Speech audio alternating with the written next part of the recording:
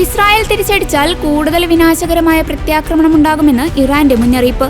അതേസമയം ഹിസ്ബുള്ളയുടെ സാന്നിധ്യമുള്ള നഗരത്തിന്റെ തെക്കൻ പ്രാന്തപ്രദേശങ്ങളിൽ നിന്ന് മാറാൻ താമസക്കാർക്ക് ഇസ്രായേൽ മുന്നറിയിപ്പ് നൽകിയതിനു ശേഷം സൈന്യം ഒറ്റ രാത്രി കൊണ്ട് ബെയ്റൂട്ടിൽ പുതിയ വ്യോമാക്രമണം നടത്തുകയും ചെയ്തു.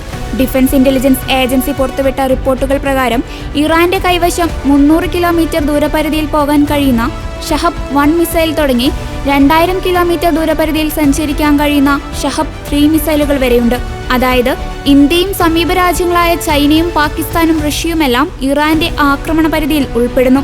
ഇറാനൊപ്പം റഷ്യയും മുന്നോട്ട് വന്നാൽ ഇസ്രായേലിനേക്കാൾ 150 ഇരട്ടി വലിപ്പമുള്ള ഇറാനെ ലോകത്തിലെ ഏറ്റവും വലിയ രാജ്യങ്ങളിലൊന്നായ റഷ്യ നൽകുന്ന പിന്തുണ നിർണായകമായിരിക്കും. എന്നാൽ റഷ്യ ഇതുവരെയും പരസ്യ പിന്തുണയുമായി മുന്നോട്ട് വന്നിട്ടില്ല. അതേസമയം ഹിസ്ബുള്ള നേതാവ് ഹസൻ നസ്രള്ള കൊല്ലപ്പെട്ട സെപ്റ്റംബർ 27-ന് ഇറാനും റഷ്യയും കൂടിക്കാഴ്ച നടത്തിയിട്ടുമുണ്ട്.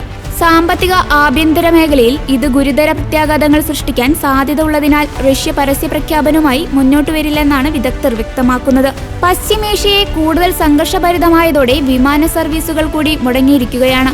ജർമ്മനിയിൽ നിന്ന് പുറപ്പെട്ട് പശ്ചിമേഷ്യൻ മേഖലയുടെ ആകാശത്തുകൂടെ സഞ്ചരിച്ച് ഇന്ത്യയിൽ എത്തേണ്ടിയിരുന്ന 2 വിമാനങ്ങൾ പാതി വഴിയിൽ തിരികെ ജർമ്മനിയിലേക്ക് മടങ്ങി. ജർമ്മൻ വിമാന കമ്പനിയായ ലുഫ്താൻസയുടെ വിമാനങ്ങളാണ് ചൊവ്വാഴ്ച രാത്രി തിരികെ പോയത്. പശ്ചിമേഷ്യയ്ക്ക് മുകളിലൂടെ പറക്കുന്ന എല്ലാ വിമാനങ്ങളുടെയും സുരക്ഷ ഓരോ ദിവസവും വിലയിരുത്തപ്പെടുന്നുണ്ടെന്നാണ് എയർ ഇന്ത്യ അറിയിച്ചത്. ഇതനുസരിച്ച് ആവശ്യമെങ്കിൽ സർവീസുകളിൽ മാറ്റങ്ങൾ വരുത്തുമെന്നും എയർ ഇന്ത്യ അറിയിച്ചു.